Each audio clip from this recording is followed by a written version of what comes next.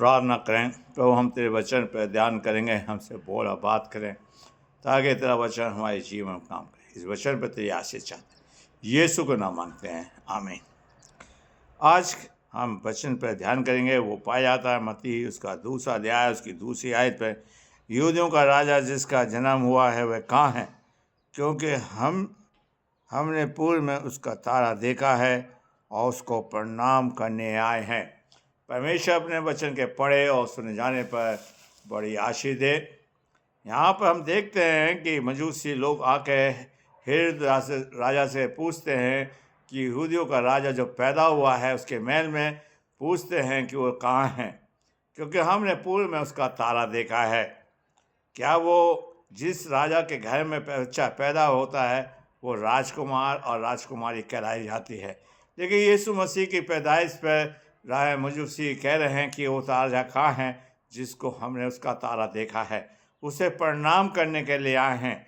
मेरे प्यारे भाइयों बहनों, हमारा परमेश्वर शुरू से ही राजा था और अपनी कौम को वो गाइड करता था। एक राजा का दायित्व होता है अपनी प्रजा के साथ रहे, उनको संभाले, उनके साथ रहे, उनकी देखभाल करें, उनकी सारी आवश्यकता को पूरा करें। ये नहीं कि वो अपने जीवन के बारे में सोचते नहीं, उसे प्रजा को सुख से रखना। अगर हम निर्गमन की पुस्तक में देखें कि प्रभु मूसा के टाइम में इस्राएली कौम से प्रभु अपनी कौम को निकाल के लाया, जंगल में रहा, जंगल में इसकी कौम रहती तो प्रभु जी रात में आग का खम्मा, दिन में बादल का खम्मा बन के रहता था। समय समय पे उन्हें मन्ना खिलाता रहा, बटेरे खिलाता रहा, सारी जरूरत को पूरा करता रहा।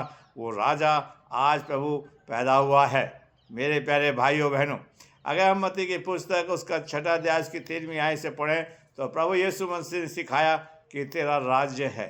पिलातुस भी पूछता है क्या तेरा राज्य क्या है। अगर प्रभु जी कहते हैं अगर मेरा राज्य होता तो मेरे लोग लड़ते।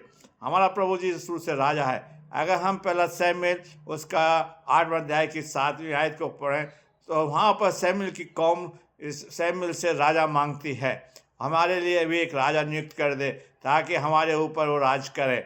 मेरे प्यारे भाइयों बहनों, प्रभु जी कहते हैं, यहोवा कहते हैं, शमूएल से कहते हैं कि इन्होंने मुझे निकम्मा जाना है ताकि मैं इनका राजा ना रह सकूं। आज हम लोग परमेश्वर को अपना राजा नहीं मानते। आज हम प्रभु को सिजदा करने नहीं आते। आज हम प्रभु से मिलने के लिए नहीं आते। मजूसी आया पूछ रहे हैं कि जो यहूदियों का राजा पैदा हुआ है वो कहाँ है। हम सिजदा करने के लिए आए हैं, हम उससे मिलने के लिए आए हैं, उससे प्रणाम करने के लिए आए हैं। मेरे प्यारे भाइयों, इसलिए शमूएल से यहोवा कहता है कि इन्होंने मुझे निकम्मा जाना है, इन्होंने मुझे तुच्छ जाना है।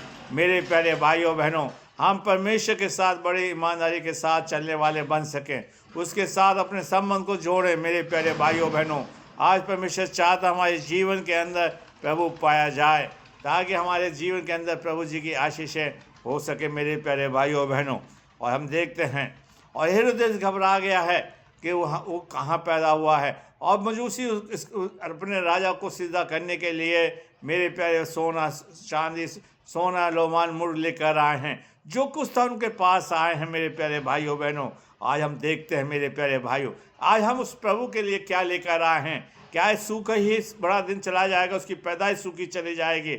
आओ हम प्रभु के लिए 25 तारीख को कुछ लेकर आए हैं। आज जबकि आज सोना 100-125 लाख रुपया हैं, 1.25 लाख रुपया तोला चल रहा है, तो हम प्रभु को कुछ देने वाले बन सकें, उसको अपना राजा माने, मुक्तिदाता माने, अपना परमेश्वर माने। मेरे प्यारे भाइयों बहनों, इसलिए प्रभु जी का दास पौलुस लिखता है इफिसियों की पत्री उसका 30 अध्याय उसकी 17वीं-18वीं आयत में कहता है, तुम उसकी उस राजा की लंबाई, उसकी चौड़ाई, उसकी गहराई में बढ़ते चले जाओ ताकि हम प्रभु को अपना राजा मान सकें। वो प्रभु हमारे जीवन में बढ़े, हमारे राज में, हम उसके राज में बढ़ने वाले बन सके मेरे प्यारे, ताकि फल लाओ मेरे प्यारे भाइयों बहनों। और प्रजा अपने राजा को खुश रखना चाहती है, प्रजा अपने राजा को खुश रखे, उसके साथ चले, उसका सम्मान करे, उसका आदर करे। मेरे प्यारे भाइयों बहनों, आज परमेश्वर चाहता है उस राजा से मिलने के लिए मैं और आप आए मजूसी के समान और उसे प्रणाम करें। और राजा कहता जब वो मिल जाए, चाहे उसके दिल में कितनी भी चल रहा कि कम से कम ये तो बात आए जब वो युद्ध का राजा मिल जाए तो मुझे बताना, मैं भी सिजदा करूं। वो राजा ऐसी जगह पैदा हुआ है जो गौशाला है। मेरे प्यारे भाइयों बहनों, आज परमेश्वर चाहता है उस गौशाला में मैं और आप जाएं, उसको सिजदा करें, अपने जगह घर में जगह दें, ताकि प्रभु हमारे भी, और प्रभु जी हमारा और आपके लिए अपना हमारा दरवाज़ा खटखटा रहा है, ताकि प्रभु हमारे बीच में आ सके, हमारे घर में आ सके। प्रभु आपको आशीष दे। आइए हम प्रार्थना करें। प्रभु, हमने तेरे वचन को बड़ी कमजोरी के साथ बोया से सिर से बढ़ाइए, और ज़्यादा से ज़्यादा हम शेयर करें, लाइक करें प्रभु जी, लोगों को ये वचन बांट सके, अपने राजा मुक्ति को चढ़ा सके। यीशु के नाम मांगते हैं, आमीन।